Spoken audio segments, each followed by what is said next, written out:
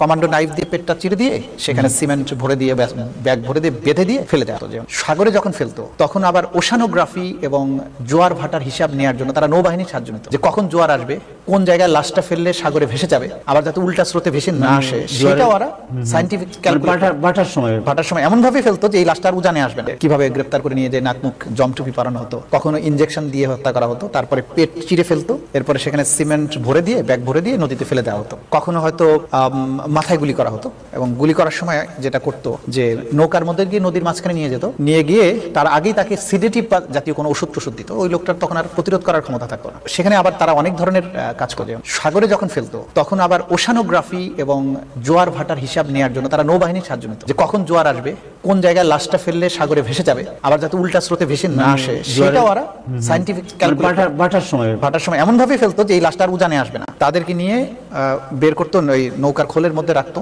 সেখান থেকে একজন একজন করে বের করতো, বের করে মাথায় গুলি করতো। তো মাথায় গুলি করলে মাথায় মগজ এবং রক্ত ছিটে হাত পায়ে এসে লাগতো। তো প্রথম দিকে যেটা করতো যে মাঝখানে একটা বালিশ ধরে তারপরে গুলিটা করতো যাতে রক্তটা বালিশে যায়। তো এরপরে পরবর্তী সময়ে সে এতটা হ্যাবিচুয়েটেড হয়ে যায় সেই খুনি দলটা, যে মাথায় গুলি করলে মগজ ছিটে হাতে আসলে গরমটা অনুভূত হলে তখন তার ফিলিং আসতো, এভাবে মানুষ মারতো। এরপরে পেট কেটে যেটাকে তারা বলতো গেস্টাপো করা।